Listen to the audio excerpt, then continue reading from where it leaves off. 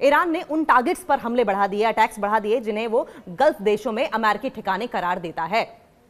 Bahrain, UAE, Kuwait, Qatar और Saudi अरब के defence ministries के आंकड़ों की अगर माने तो हिसाब लगाया गया है कि 4 दिनों में ईरान ने खाड़ी देशों पर 551 मिसाइलें दागी हैं, सिर्फ गल्फ कंट्रीज के अमेरिकन मिलिट्री बेसिस पर।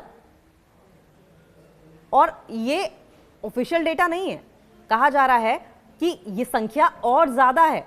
आप सोचें कि अगर गल्फ कंट्रीज में मौजूद मिलिट्री बेसिस पर अमेरिका के 551 मिसाइलें दागी गई हैं तो असल में कितनी ज्यादा होंगी।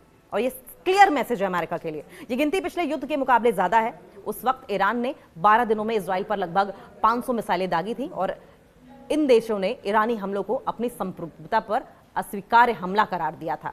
और तब भी लेकिन इजराइल और अमेरिका को समझ नहीं आया था।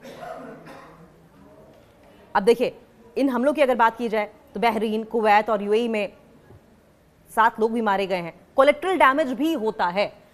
जाहिर है कि मिलिट्री बेसिस पर अगर अटैक होंगे तो जो मासूम लोग हैं आसपास, थोड़ा बहुत नुकसान उनका भी होगा। और ये खामियाजा ऐसा नहीं है कि ये गल्फ कंट्रीज में मौजूद आवाम को भुगतना पड़ रहा है। ये ईरान के लोगों के लिए भी है, ये अमेरिका के लोगों के लिए भी है, ये इजराइल के लोगों के लिए भी है। और यही कोलेट्रल डैमेज जो है, इसको लेकर अमेरिका की जनता में गुस्सा है। ओमान के तट के पास एक तेल टैंकर पर भी एक शख्स की मौत हुई, जानकारी मिली। इराक और सीरिया में भी। और ईरान के खिलाफ कोई सैन्य कार्रवाई नहीं की, बावजूद इसके ईरान के खिलाफ कोई सैन्य कार्रवाई नहीं की गई, बल्कि रक्षात्मक उपायों और राजनयिक दबाव पर ध्यान केंद्रित किया गया। सवाल यह है कि यह बदलाव क्यों आया, ये जो स्ट्रेटेजी बदली, इसके अंदर बदलाव क्यों दिखाई दे रहा है। खाड़ी देशों को निशाना बनाने के फैसले ने ईरान को ऐसा हथियार इस्तेमाल करने का मौका दिया है जो पिछली लड़ाई में इस्तेमाल के लायक नहीं थे। कहा जाता है कि पिछले साल जून में ईरान केवल वही हथियार इस्तेमाल कर रहा था जो इजराइल तक पहुंच सकते थे।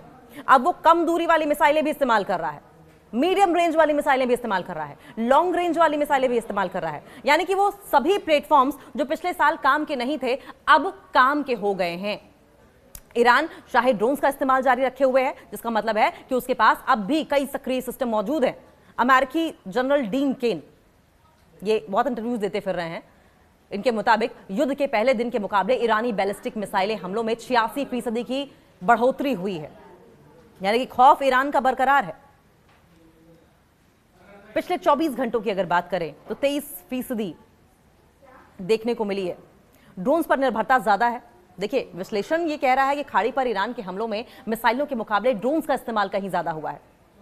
मिसाइलें तो ताबड़तोड़ दागी ही जा रही हैं, लेकिन ड्रोन्स पिछली बार की अगर 12 दिनों का जो युद्ध चला था तो अब की बार मिसाइलों की संख्या भी ज्यादा है, ड्रोन्स की संख्या भी ज्यादा है। 4 मार्च की दोपहर तक खाड़ी देशों पर लगभग 1493 ड्रोन्स, जो कि इजराइल और अमेरिका बता रहा है। जाहिर है कि अगर इजराइल अमेरिका कोई आंकड़ा कोट करता है तो आप 90% उसमें और बढ़ा दीजिए, 90 नहीं तो 80% और बढ़ा दीजिए, तो ये 1400 यानी कि 1500 ड्रोन जो है वो कम से कम 5000-7000 ड्रोन से कम नहीं होंगे। और 551 मिसाइलें जो वेस्टर्न मीडिया कह रही है कम से कम 2000 मिसाइलें होंगी। ये संख्या उन 1100 ड्रोन से भी ज्यादा है जो ईरान ने 12 दिन के युद्ध में इजराइल पर दागे थे पिछले युद्ध में, ऐसा वेस्टर्न मीडिया कह रहा है। सच्चाई आप जानते हैं कि इससे उलट है। यह रणनीति शायद है कि खाड़ी देशों को दबाव में लाकर पीछे हटने पर मजबूर किया जाए। यह प्रोपेगेंडा इजराइल की ओर से रचा जा रहा है, जबकि ऐसा है नहीं। ईरान केवल मिलिट्री बेसिस को अटैक कर रहा है अमेरिका के इन गल्फ कंट्रीज में, वाशिंगटन और तेल अवीव पर प्रेशर बनाने के लिए। अमेरिकी जनरल डीन केन के मुताबिक युद्ध के पहले दिन की तुलना में ईरानी ड्रोन हमले 73% तक बढ़ चुके हैं। और यह हो सकता है कि ईरान स्टॉक बचाने की कोशिश कर रहा हो, ऐसा वो आरोप लगा रहे हैं, क्योंकि लगातार प्रोडक्शन बनाए रखना मुश्किल होता जा रहा है और इस मुश्किल को इजराइल और बढ़ाने की कोशिश कर रहा है, जबकि ईरान हर हर्डल को पार करते हुए इस मुश्किल को भी खत्म कर दे रहा है।